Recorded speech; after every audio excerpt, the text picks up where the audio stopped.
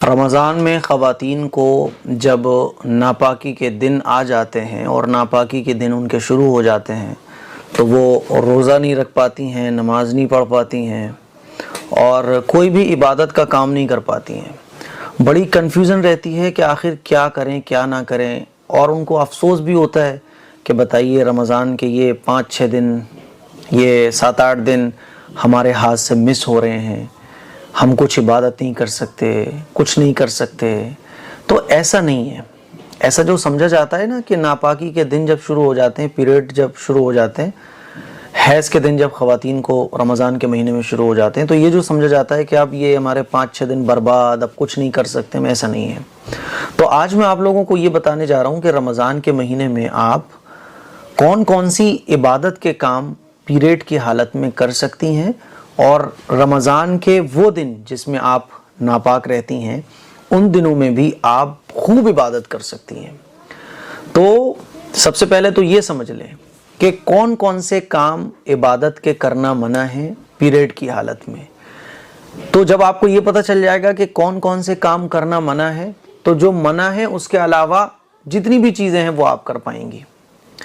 تو آئیے جانتے ہیں کون کون سے کام پیریڈ کی حالت میں کرنا منع ہے۔ نماز منع ہے، نماز نہیں پڑھ سکتی ہیں آپ پیریڈ کی حالت میں۔ روزہ نہیں رکھ سکتی ہیں آپ۔ روزے میں اور نماز میں فرق یہ ہے کہ نماز کی بعد میں بھی قضا نہیں ہے، لیکن رمضان کے جو روزے ہوتے ہیں ان کی بعد میں آپ کو قضا کرنی پڑے گی۔ تو نماز نہیں پڑھ سکتی ہیں، روزہ نہیں رکھ سکتی۔ اور نمبر 3، قرآن مجید کی تلاوت۔ قرآن مجید کی تلاوت نہیں کر سکتی، نہ دیکھ کر نہ بغیر دیکھے۔ قرآن مجید کو چھو بھی نہیں سکتی ہیں آپ۔ اور نمبر 4، مسجد نہیں جا سکتی۔ ٹھیک ہے، ویسے تو خواتین ہمارے ایشیا کے جتنے بھی ممالک ہیں وہاں مسجد میں نہیں جاتی ہیں، لیکن اگر کہیں مسجد میں جانے کا خواتین کا الگ انتظام رکھا گیا ہے تو پھر پیریڈ کی حالت میں خواتین مسجد نہیں جا سکتی ہیں۔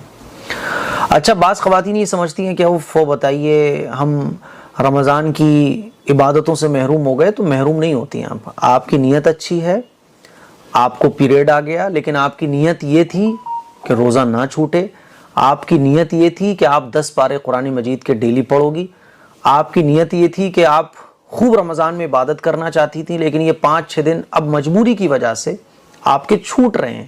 تو جو چیز مجبوری کی وجہ سے چھوٹتی ہے، حالانکہ اس کو کرنے کی ہماری نیت ہوتی ہے، تو پھر اللہ تعالیٰ ہماری نیت کے مطابق ہمیں اجر عطا فرماتا ہے۔ تو پیریڈ کی حالت میں جتنے بھی روزے آپ کے چھوٹ جاتے ہیں، نمازیں چھوٹ جاتی ہیں، تو چونکہ آپ کا ارادہ ہوتا ہے ان کو کرنے کا اور آپ کو افسوس بھی ہوتا ہے ان کے چھوٹنے کا، آپ کی نیت کے مطابق اللہ آپ کو اجر عطا فرما دیتا ہے۔ ایک مرتبہ حضور اکرم صلی اللہ علیہ وسلم ایک مرتبہ ایک دینی سفر کے لیے، ایک غزوے کے لیے تشریف لے گئے تھے، تو کچھ صحابہ اکرام جو ہے وہ رہ گئے تھے اپنے گھروں پر ضرورت کی وجہ سے۔ حضور نے خود کہا تھا کہ بھئی کچھ لوگ شہر میں رہو، کیونکہ سب اگر شہر سے باہر چلے جائیں گے تو پھر شہر کی حفاظت کون کرے گا، تم لوگ یہاں رہو، اور کچھ لوگ غزوے میں جاتے ہیں۔ تو غزوے کے دوران حضور علیہ الصلوۃ والسلام نے ارشاد فرمایا کہ وہ جو ہمارے ساتھی شہر میں رہ گئے ہیں نا، وہ ہمارے ساتھ ہر اس نیک کام میں شریک ہیں جو ہم کر رہے ہیں۔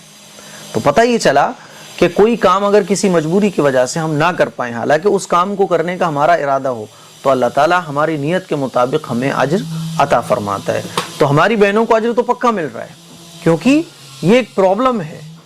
ہم چاہ رہے تھے روزے رکھنا، ہم چاہ رہے تھے نماز پڑھنا، ہم چاہ رہے تھے قرآن پڑھنا، لیکن یہ پیریڈ شروع ہو گئے اور یہ مجبوری کی وجہ سے اب ہم نمازیں نہیں پڑھ پائے۔ تو نمازیں نہیں پڑھ پائے لیکن اللہ اجر دے گا۔ قرآن مجید ان دنوں میں نہیں پڑھ پائے لیکن اللہ تعالیٰ اجر دے گا۔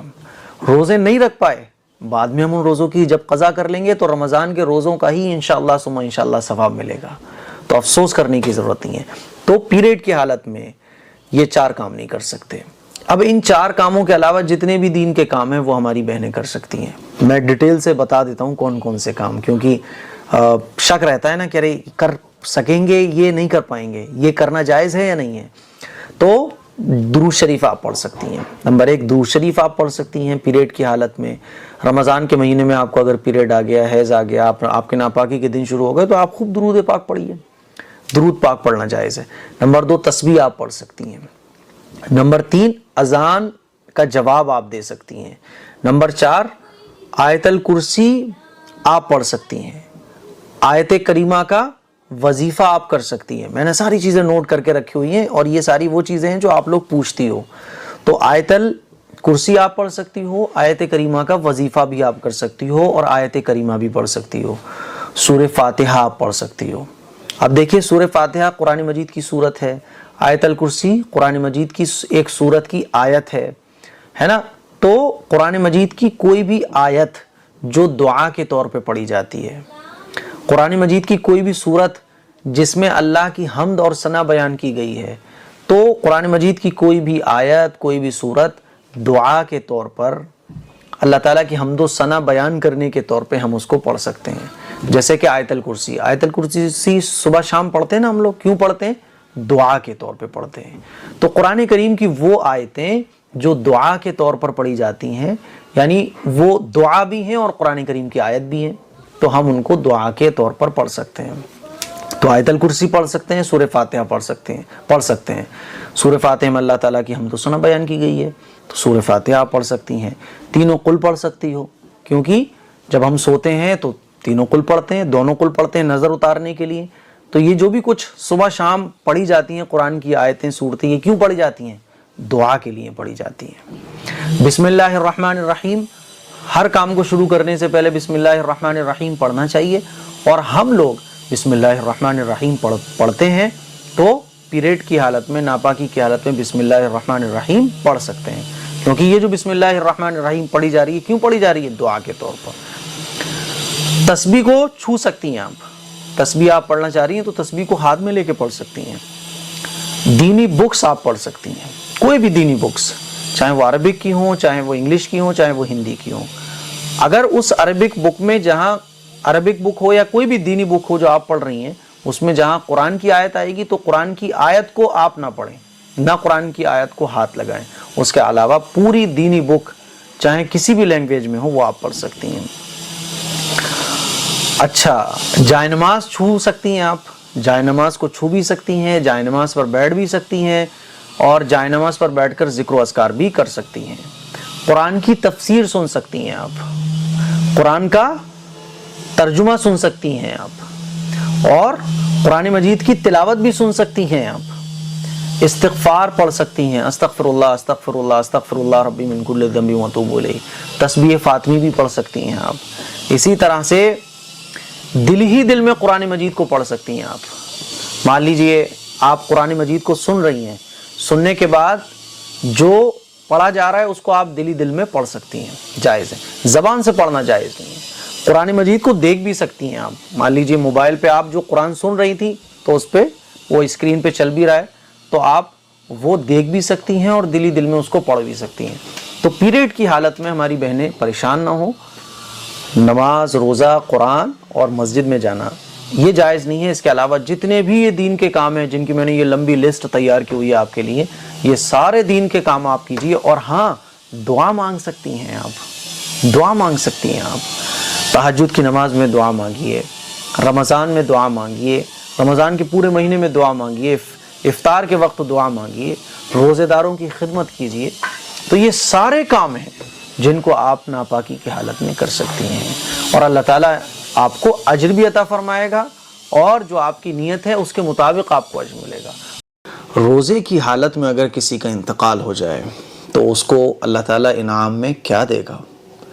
کیا آپ کو پتہ ہے؟ نہیں پتہ تو آئیے ایک خوبصورت حدیث ہم لوگ سنتے ہیں.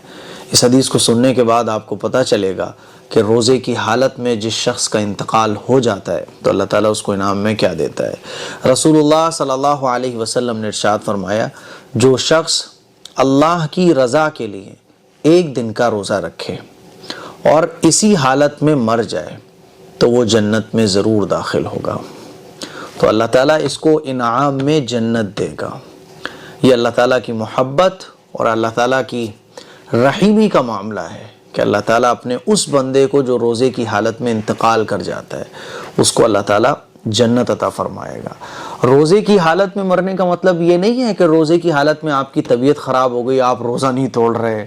کہیں آپ سوچو ارے مفتی صاحب نے حدیث سنائی تھی روزے کی حالت میں آپ کی طبیعت بگڑنے لگی، آپ روزہ نہیں توڑ رہے. نہیں، جان چلی جائے میں روزہ نہیں توڑوں گا، یہ مطلب نہیں ہے.